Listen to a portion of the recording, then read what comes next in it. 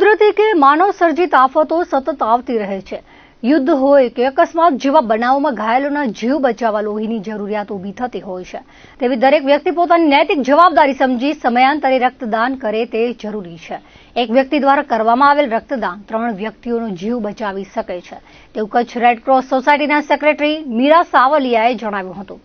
ભુજના IMF ભવન ખાતે વિશ્વ રક્તદાન દિવસની ઉજવણીના ભાગરૂપે ભુજ ઇન્ડિયન મેડિકલ એસોસિએશન અને કચ્છ રેડ ક્રોસ સોસાયટીના સંયુક્ત ઉપક્રમે રક્તદાન કેમ્પનું આયોજન કરાયું હતું।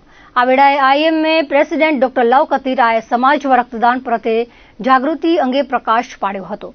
આકસ્મિક ઘટનાઓમાં લોકોના જીવ બચાવવા વધુને વધુ લોકો રક્તદાન માટે આગળ આવે તેવી અપીલ કરી હતી।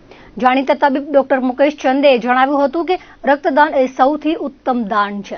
સમયાંતરે આયોજિત થતા રક્તદાન કેમ્પો થકી એકત્ર કરવામાં આવતું લોહી અકસ્માત, ડિલિવરી વગેરે જેવી ઘટનાઓમાં જ્યારે દર્દીને રક્તની જરૂર પડે ત્યારે ઉપયોગી બને છે।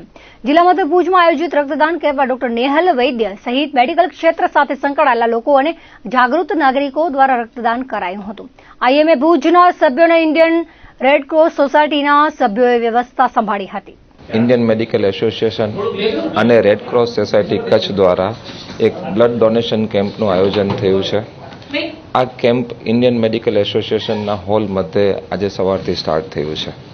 આપ જોઈ રહ્યો છો, આપના વિઝ્યુઅલ મારફતે સવારથી જ અહીં સામાન્ય જનતા અને અમારા એક ઇન્ડિયન મેડિકલ એસોસિએશનના ડૉક્ટર નેહલભાઈ વૈદ્ય પણ પોતાનો બ્લડ આપી રહ્યા છે। આમ જોવા જઈએ તો બ્લડની ખૂબ જરૂરિયાત હોય છે। જ્યારે પણ કોઈ બી મેજર એક્સિડન્ટ થતું હોય, જેમ હમણાં આપણે ભૂતકાળની અંદર ઘણી બધી એવી ઘટનાઓ બની ગઈ કે એની અંદર બ્લડની જરૂરિયાત પડતી હોય છે।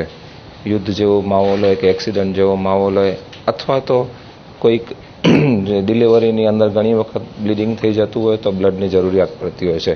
આવા સંજોગોમાં આવા જે આપણે કેમ્પ કરતા હોઈએ છીએ એની અંદર જે બ્લડ કલેક્શન થતું હોય છે તો એ બ્લડનો ઉપયોગ આપણે આની અંદર કરી શકતા હોઈએ છીએ।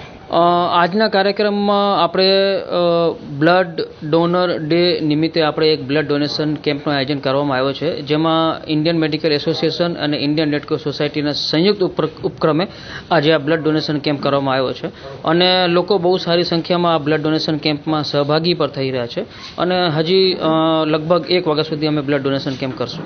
બ્લડ ડોનેશનની મહત્વની વાત કરીએ તો આપણે ખ્યાલ જ છે કે અત્યારે બહુ રિસેન્ટ એક જે હાદસો થયો અમદાવાદમાં, એવા હાદસામાં લોકોને ઘણી બધી બ્લડની જરૂરિયાત પડતી હોય છે અને એ બ્લડની જરૂરિયાતને પૂરી પાડવા માટે આ બ્લડ ડોનેશન કેમ્પનું આયોજન થતું હોય છે। આવી બ્લડ ડોનેશન કરવા માટે હું લોકોને અપીલ કરીશ કે વધુમાં વધુ આપ બ્લડ ડોનેટ કરો અને રાષ્ટ્રહિતમાં સહયોગી થાઓ। IMA હોલ પર મેડિકલ એસોસિએશન સાથે સાથે ઇન્ડિયન રેડ ક્રોસ સોસાયટી તરફથી એક બ્લડ ડોનેશન કેમ્પનું આયોજન કરવામાં આવી રહ્યું છે। આજની પરિસ્થિતિને ધ્યાનમાં રાખીને આપણે જોઈએ તો રોડ એક્સિડન્ટ, ઇમરજન્સીની અંદર ઘણી વખત બ્લડની જરૂર પડતી હોય છે અને આ જરૂરિયાતને ફૂલફિલ કરવા માટે આજ રોજ વર્લ્ડ બ્લડ ડોનર ડે નિમિત્તે એક બ્લડ ડોનેશન કેમ્પનું આયોજન કરી રહ્યું છે। Indian red cross society Kutch જિલ્લાની અંદર કોઈ પણ રિપ્લેસમેન્ટ વગર લોકોને બ્લડ આપે છે, સાથે સાથે ઇમરજન્સીમાં હોસ્પિટલ સુધી બ્લડ ડિલિવર કરવાની ફેસિલિટીઝ પણ ઇન્ડિયન રેડ ક્રોસ સોસાયટી દ્વારા આપવામાં આવે છે। આપણે વાત કરીએ તો જ્યારે એક ડોનર બ્લડ ડોનેટ કરે તો એ 3 વ્યક્તિનો જીવ બચાવી શકે છે। તો હું આપણી પ્રિય જનતાને વિનંતી કરીશ કે બહોળી સંખ્યામાં બ્લડ ડોનેટ કરે અને માનવતાવાદી કાર્યમાં એક ડગલું આગળ વધીએ।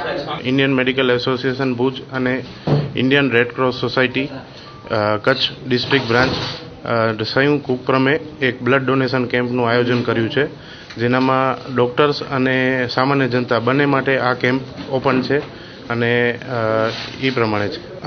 હજી કેમ્પ શરૂઆત જ કરી છે। અત્યાર સુધી 10 જેવા લોકોએ બ્લડ આપી દીધું છે અને હજી પણ 2 થી 3 કલાક સુધી કેમ્પ ચાલશે તો ખૂબ જ સારો પ્રતિસાદ મળશે એવી અમારી આશા છે।